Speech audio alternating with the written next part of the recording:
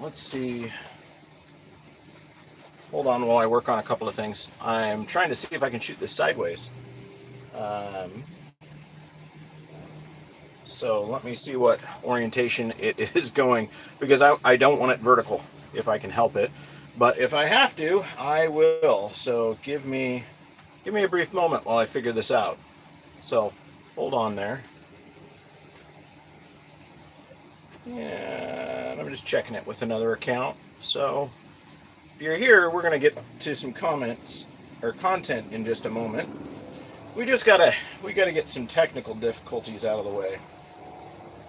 Let's see what orientation this is in on my regular computer.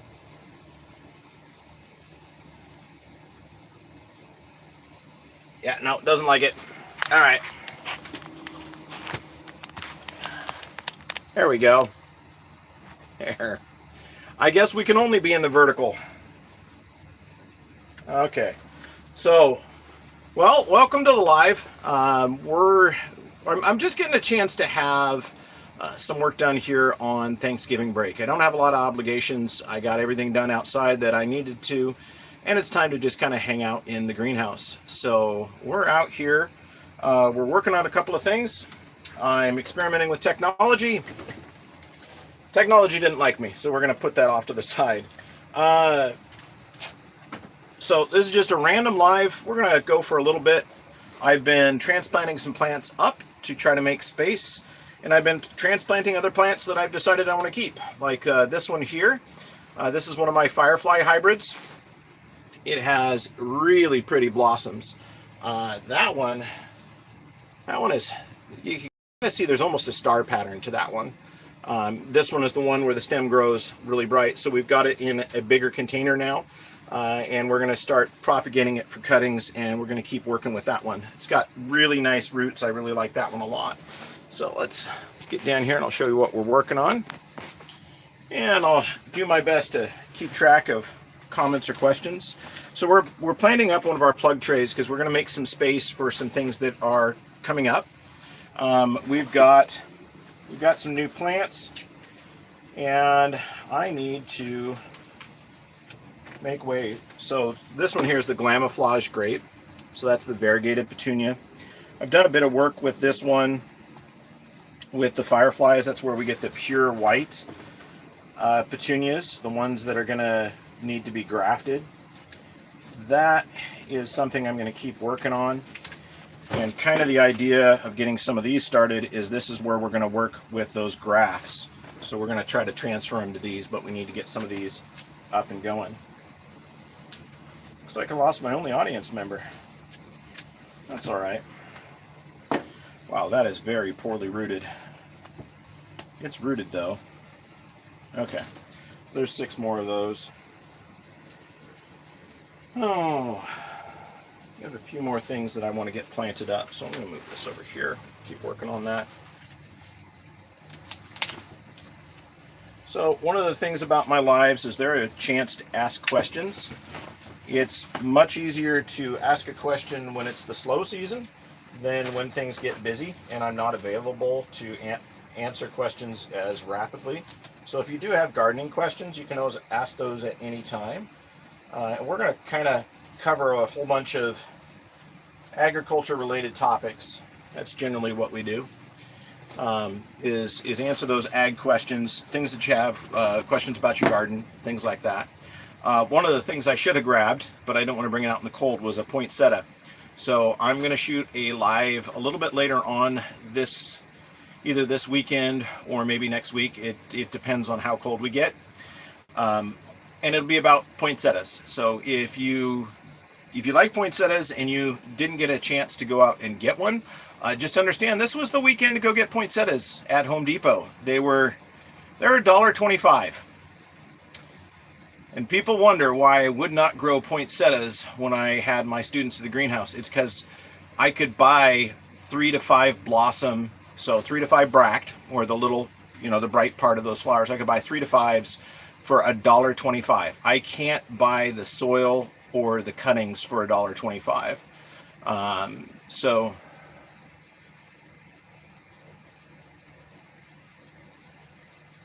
How much do I water my plants? Right now, hardly any. I water them when they're dry, but if I were to touch the roof, I don't know if you could see or hear all those raindrops come down. There's pretty high humidity in here right now, so I hardly water them at all. Just basically when dry, I water them right now. Yeah. So it's not a lot, you know. Let's get one of these here. So this is pink vein, and I don't know if you can kind of see that, but the soil is damp but not wet. And that's how I kind of like to keep them, is damp but not wet. If they're wet, sopping wet, this time of year where the humidity is much higher, it takes a long time for them to dry out, and the longer time it takes to dry out, the more likely they're going to rot. Now, this is the time of year where your fireflies, if you've got them out there, they're going to start giving up. So rejuvenating them by starting new cuttings is probably your best bet at this point, and then just controlling how much moisture you give them. During the summertime, I can hardly water them enough, but in the wintertime, I've really got to manage that. I also do circulate the air. Let me tilt you up there. There's my little air circulation fan. So moving air is absolutely the best for plants. So if the air is moving, it makes it harder for fungus to set in.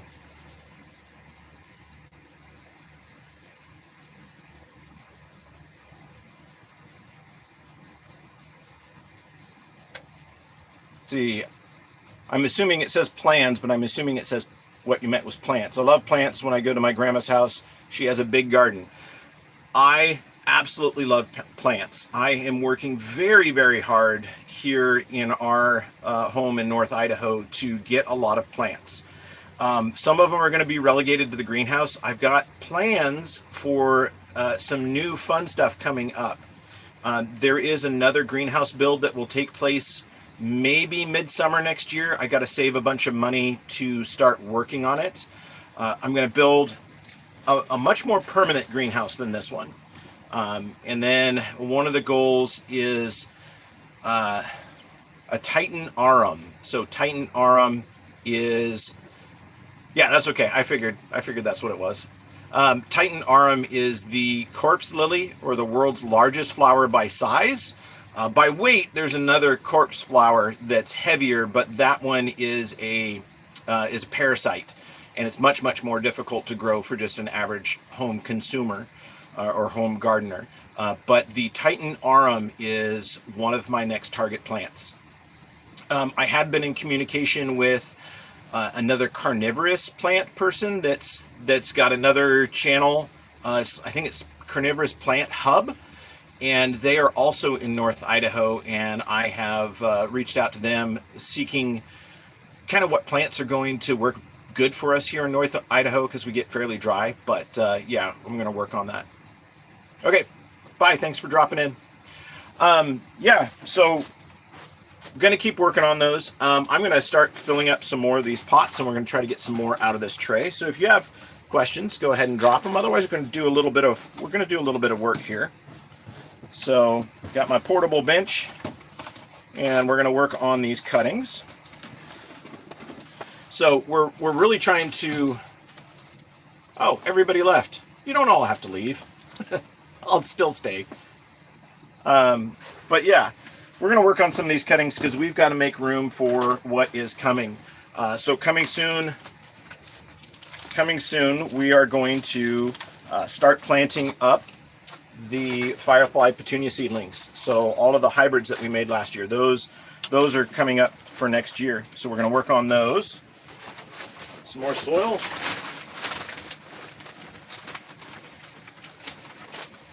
But first of all, we've got to take care of the most important thing, which is the pretty flowers that go around the house. So the hanging basket flowers.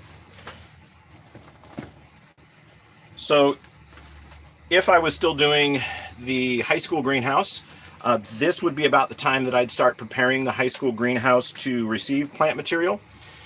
Christmas break is, howdy. Christmas break is when I would normally go get my plant material for the high school greenhouse. I drive over to visit family.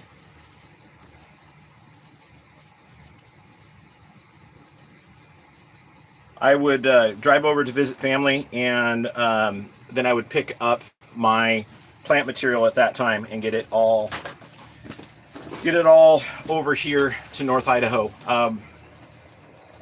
Let's see, give me a second to get more plant material. You know, this is like chewing gum and riding a bike. It's really difficult because I'm trying to read and talk and think and work at the same time.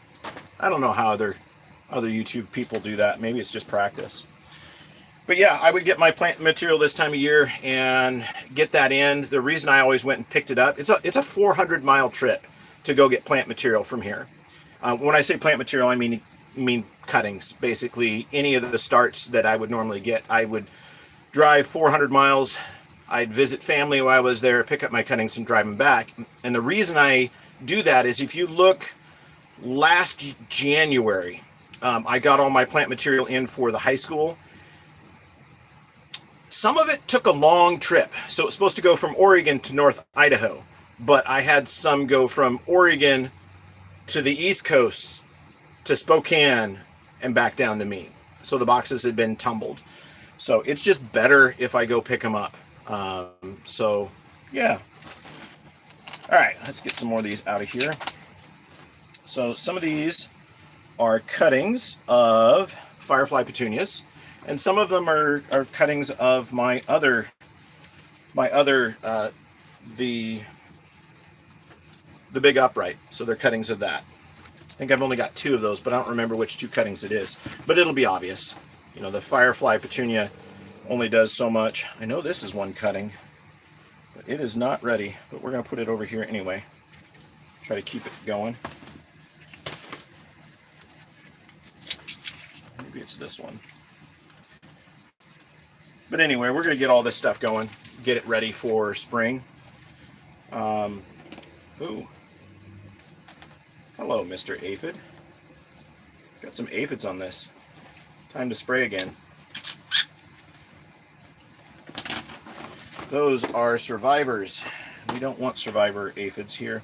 They'll cause problems because if they stay, they will carry on the genetics for the insecticide resistance, and we don't want them to do that.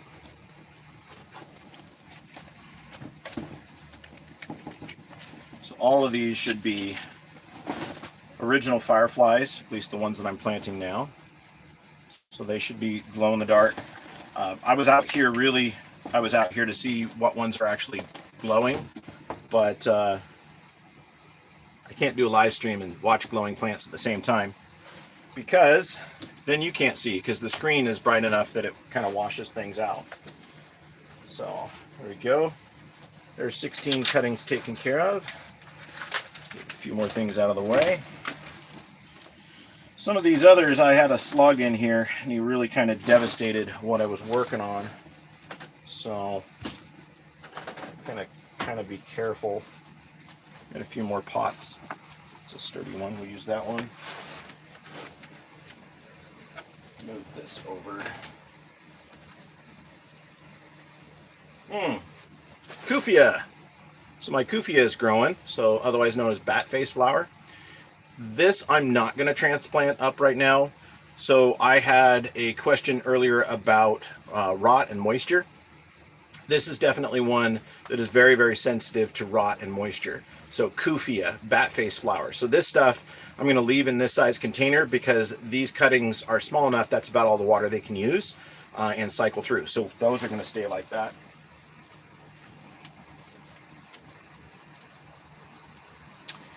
Don't think any of the lemon berry made it, so that can be off to that side.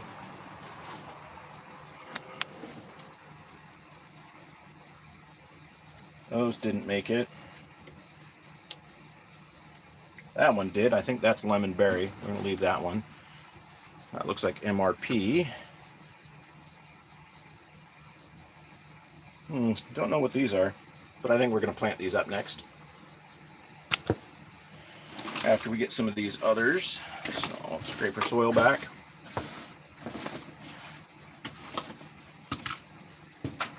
I know participation is going to be kind of low on this channel through the winter because it's a plant channel and people don't think about plants in the winter time.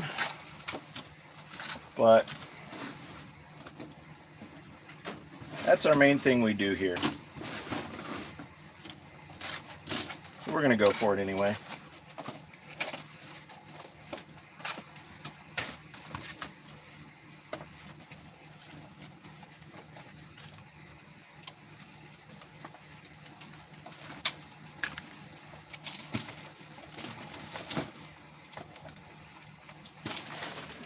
More soil in there.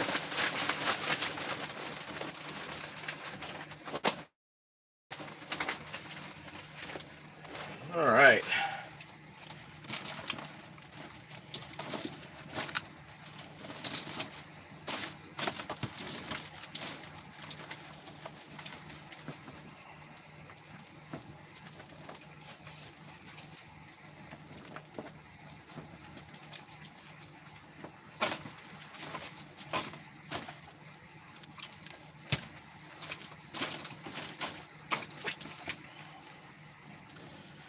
So earlier this week I did a live stream while working on the heater for the greenhouse. I haven't had a chance to go back and finish any of that, but if you haven't caught it, it's there under the live streams.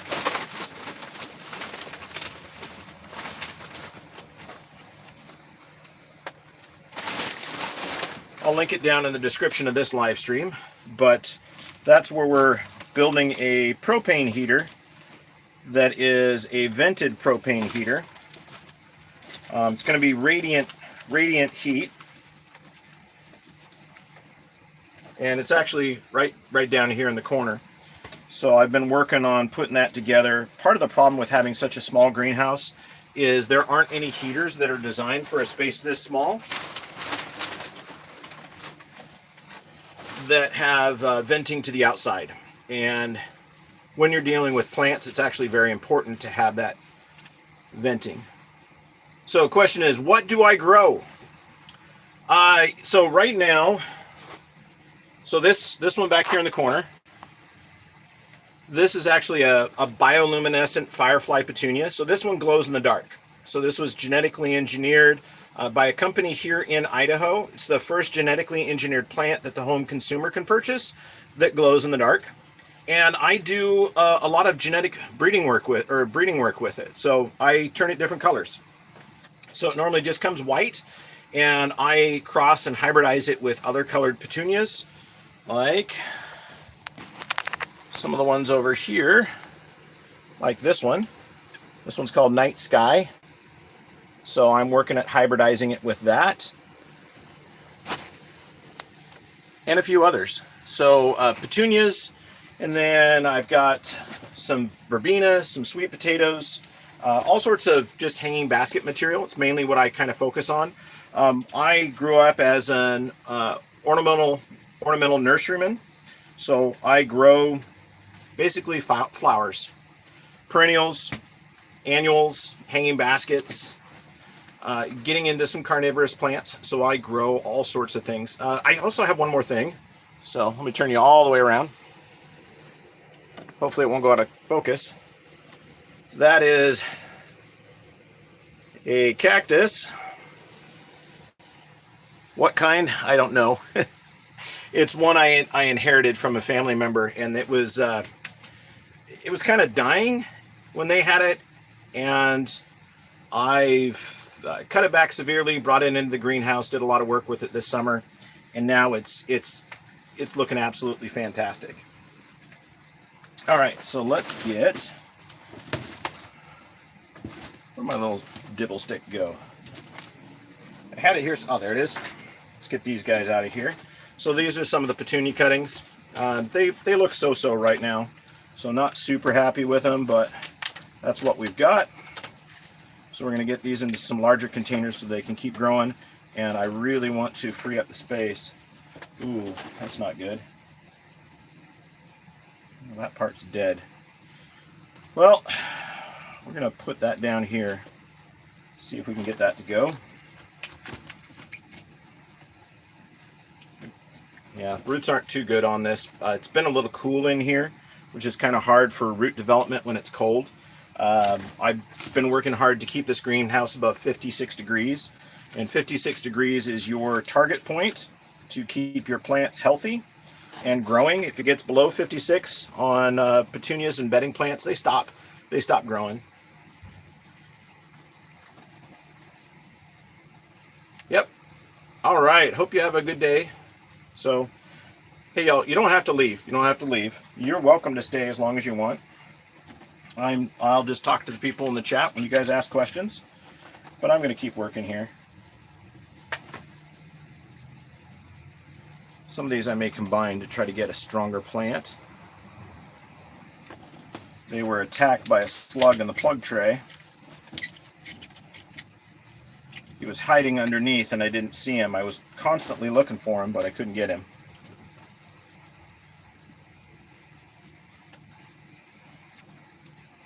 Okay, there's a few more. This one here, we'll get him up, add him to another pot. See if he can also take over. Like that. And then we'll add this one to another one too. Alright, here we go. Add this to this Firefly Petunia pot here. Okay, so those are the bioluminescents. So, here, get you down so you can see a little bit more where I'm working. So, these 4 pots here are the bioluminescent petunias. I've got photos that you can go back and look in the channel and see. So those are the bioluminescent ones. And then this is one called Glamoflage Grape, which is a variegated one. And I've been trying to get the genetics from this into the Firefly Petunia. Mixed results on that right now, but we're working on it. So we'll do the best we can. I'll move some of these off to the side. Get this over here. And we have a few other things. So really I was trying to clear up some space. That plug tray is now empty. We'll move that off to the side.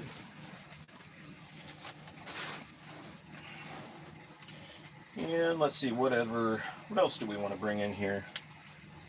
What's this one? It's Batea. It's not quite big enough to transplant up. I don't want to get into those yet. Let's do some of these.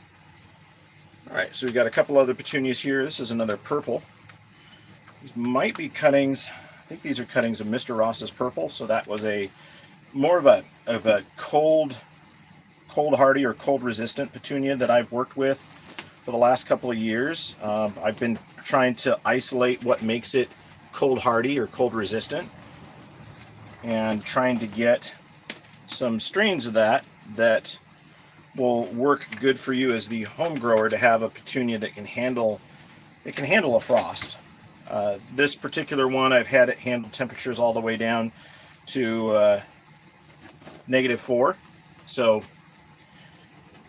that's pretty good for a petunia, -4. Oop. That one is not rooted, but we're going to put it in here anyway. Let it keep going.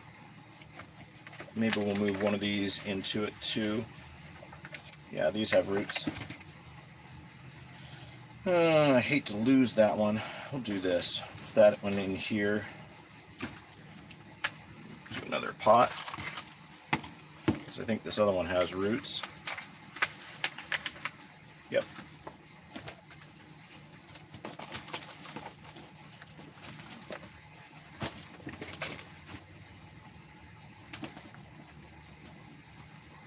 Okay, there's another 4. We'll move those back over where the plugs were.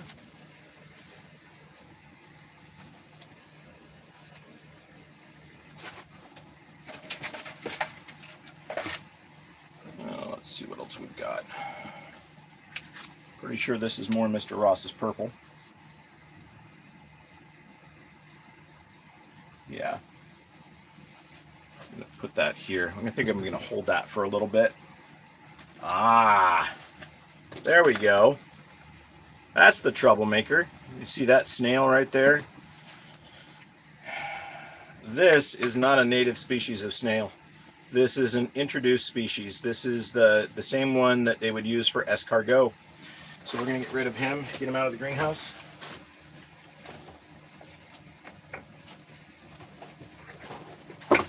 All right, he's out of the greenhouse. They're causing problems in here. They'll get in there and they're so hungry this time of year, they'll just mow off a cutting all at once. And we don't want that. We would prefer if we didn't lose cuttings. I think I'm going to put this one in with this one here. A lot of moisture in there. It should root. All right. So that one will be there. Move that back here. Let's see what else we can work with. Oh, I know what we wanted to do.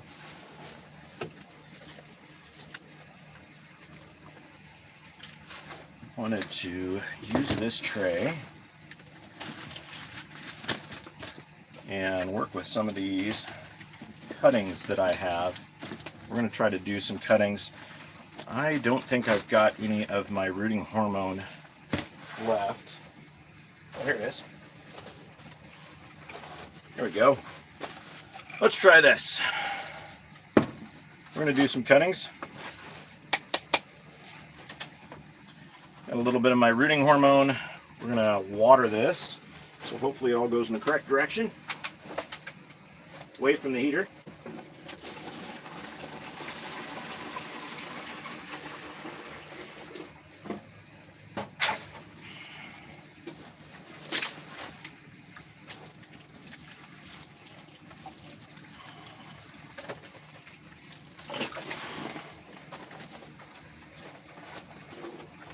Okay.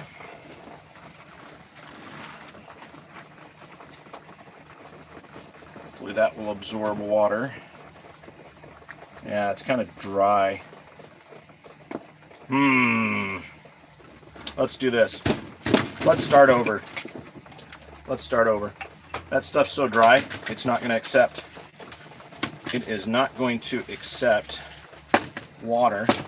It's going to cause problems with our cuttings. So we're going to just kick this out. Huh. Interesting. Found something.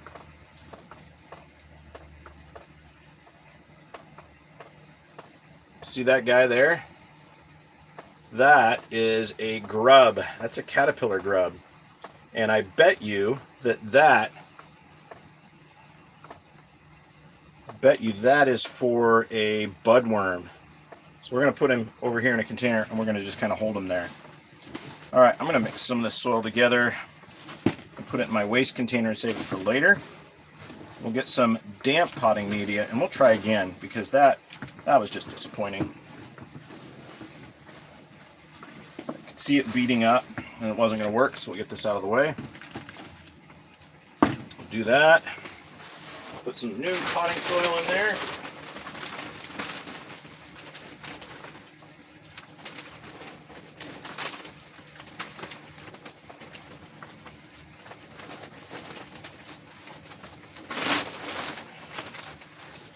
Alright, so this is Sunshine Mix number 4. It's available at Lowe's and Home Depot. I am not compensated by them, it's just that is where you find it. Sunshine Mix number 4. I use it for just about everything I do. It's a good solid mix. I wouldn't worry about going out and getting a specific plug mix for doing cuttings because it's just this with smaller materials. Basically the same thing, so don't worry about it. All right, let's try to water that again.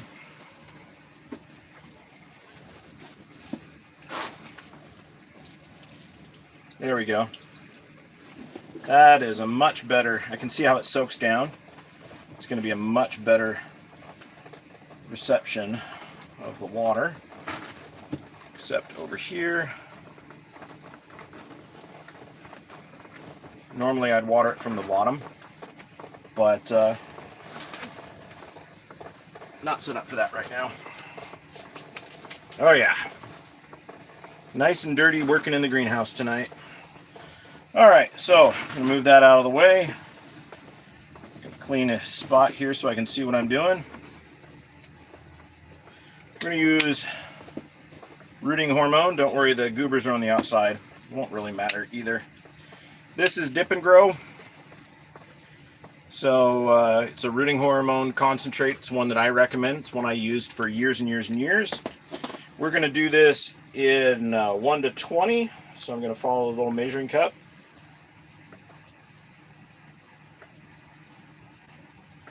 There's my 1 part. And now we'll do the 20. Don't worry about mixing it. The act of pouring it will mix it for us. I'm going to set this over here to the side, so it's going to be kind of out of view, but it's on a more stable platform. The work table here is a portable bench, so it can kind of cause problems. All right, so what we're going to work with is we're going to work with these Gartenmeister cuttings. So we're going to come in and trim them up.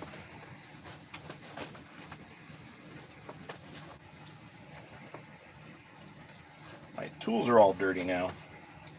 So I'm going to come in and I'm going to remove the bottom leaves. We don't need those. I'm going to cut that stem back. So it's about a 1/2 inch beyond the node, and the node is where those 2 leaves came together. Okay, let's make it a little brighter in here, see if that helps. I'm going to put her in our mix. Going to count to 10. 1, 2, 3. Okay, then we're going to stick it in our plug tray. It's going to go just like that. So the Gartenmeister is kind of a tough one to propagate. This is a terminal bloomer. So what it tends to do is it tends to go along and form blooms at the end of its branches. So it can cause issues when you're trying to get a cutting, and you want a cutting and you don't want just blooms. So we're going to try this. I'm going to gently rest some of these on the side while I work with other plant material, and that's too long to do a cutting, so that's just going to go away.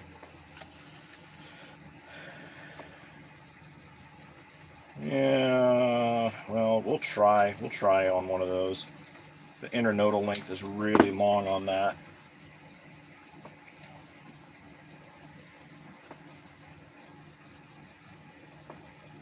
Just kind of start pulling these out, just work with them as is. So I rescued these from basically from a frost. So hoping this is going to work. They're pretty hard cuttings, so they may not root, but if we get a couple of them to root, I will be happy with that. I'm going to cut some of these bigger leaves because too much vegetative matter is just going to cause problems. Yeah, so it's a really long cutting. See if that works. Here's another one of those cuttings. We're gonna select this bottom plant material for removal. Trim that leaf there. And go like that. Okay. Everybody seems to be leaving. They're leaving right when we get to the knowledge part of the day. All right, get that material out of the way. So yeah, this is kind of typical of a Gartenmeister. So it goes and it grows about a foot, 18 inches tall, and then it throws blossoms. Sometimes it'll get to 2 foot tall. So that desire to end in a blossom makes it really difficult to propagate this one. I grew it commercially for a while and never really got a chance to do a lot of propagating because it tended to just do that. So we're just swapping these back and forth between the rooting hormone. When I shut off the live stream, I'll go through and fix it and do some watering from the bottom with these.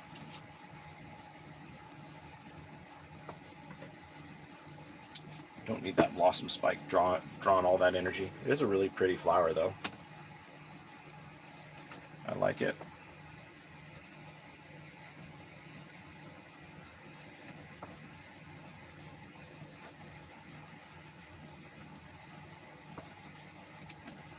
So if you want more on exactly all of the steps of this. I do have a video called How to Take Cuttings Like a Professional, and I will walk you through all of the steps on how to take a cutting, what supplies you need, what the steps and processes are. So basically everything you need to know will be in that video. This is just kind of a take some cuttings while I have an opportunity to do so. Kind of clean this up. Probably gonna remove this bottom here. Top bloom spike can come off, and we're gonna just save this part here. So I got 2 buds there. The other thing about Gartenmeister is it doesn't branch really well, but it is a very pretty, very striking fuchsia. So this is a shade plant, definitely a shade plant up here in North Idaho. Can't get away with putting it in the sun, it'll get cooked.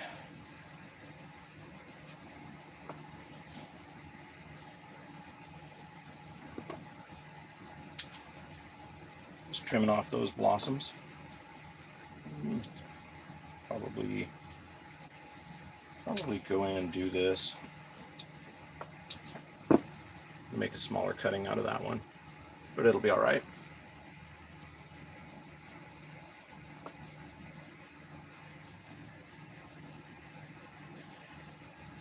Well, there's a whole bunch of stuff going on here. Get rid of the bloom spike because we don't need that. Can't propagate that. Get that out of the way. Start selecting our plant material. So we'll try that. Again, these are really hard cuttings. Probably not going to want to root really well. But we'll try it. I haven't done a lot of work with fuchsias lately. I used to do it all the time. We would take cuttings of a lot of the stuff we brought in because we'd have a lot of loss to botrytis rot. So it's a fungal rot. And we'd use the cuttings to replace what we lost.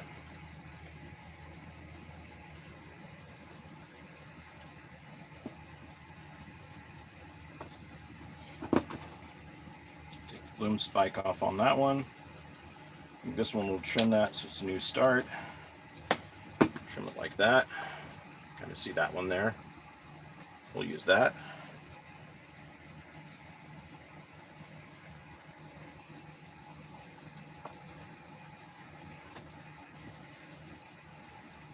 Let's see what else we got here.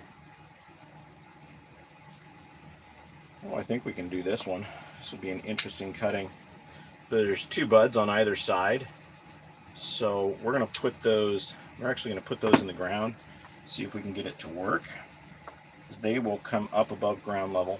So we might get that one to work.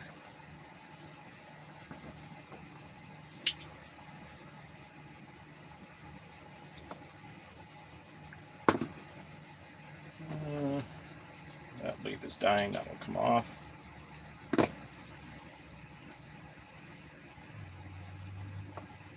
Put our one that's just a bud in there.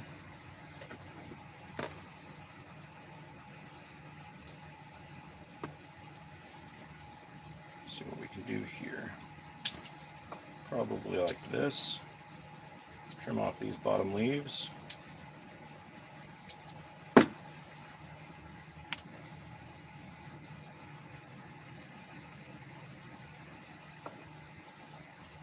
That's it for that plant material.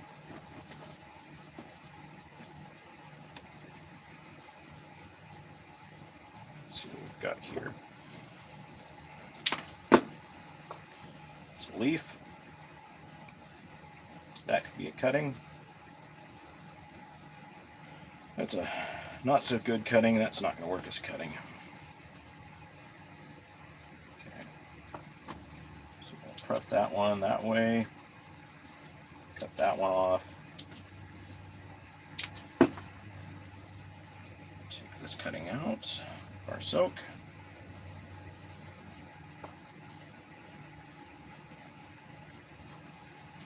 All right, we'll let that warm up.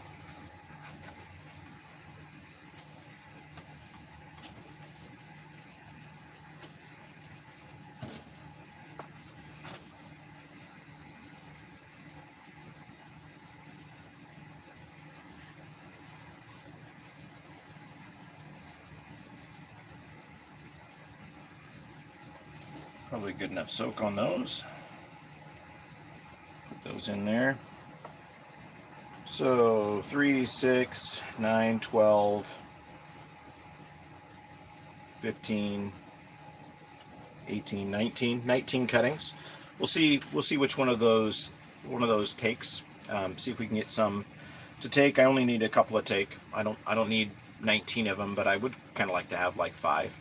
So we'll put that over here. Put it on our rooting area.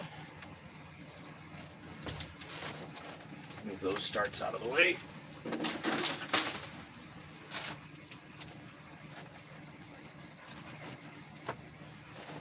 And where's the lid?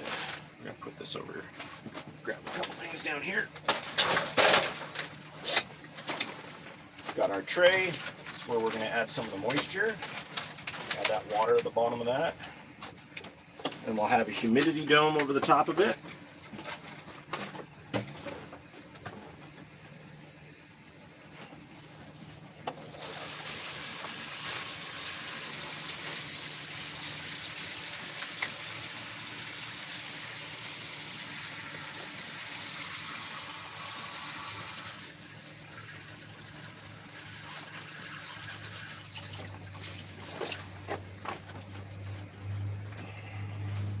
Won't need to stay in there long.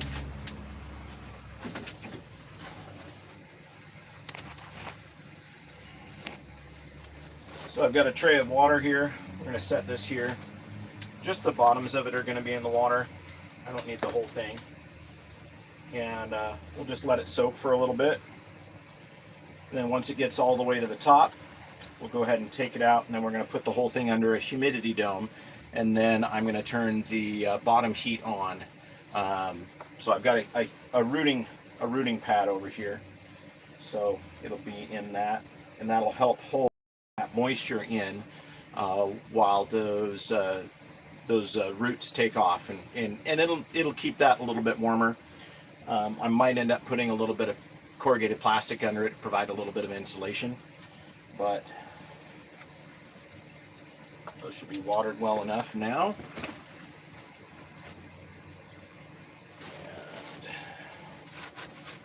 And move this water out of the way, and we'll put that over there on the pad.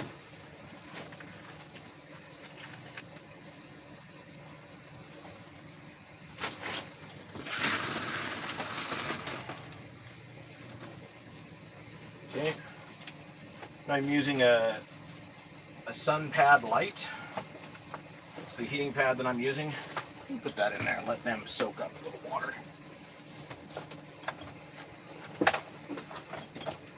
All my tools out of the way. That plugs into my electrical over here, and that'll heat that up. And then we'll put a dome over the top of it, hold that moisture in, at least help hold that in. I don't think these trays fit real well. I think they're slightly longer than the other trays I used, but that should help.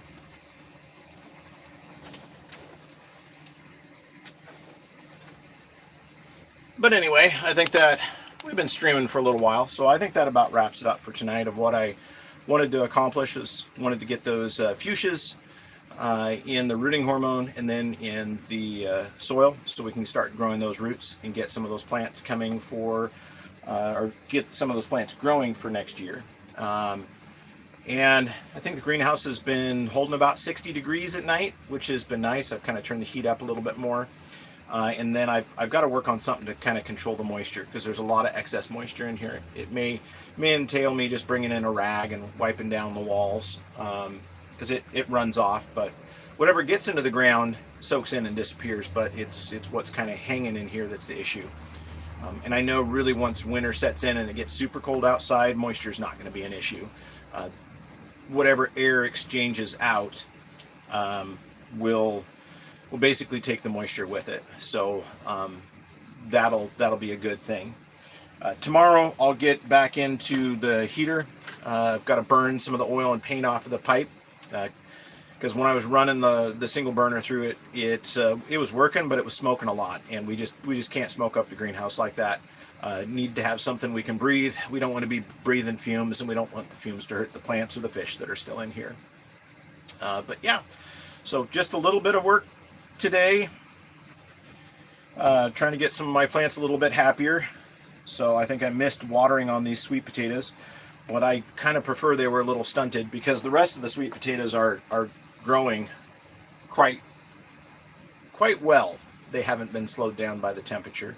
So anyway, I think I'm going to go ahead and wrap it right here. Thanks for joining me. As always, I hope you enjoyed yourself. I hope you learned something, and those of you that just popped in, go ahead and go back to the beginning of the live and see if there's anything that you learned. AgTeacherThoughts, out.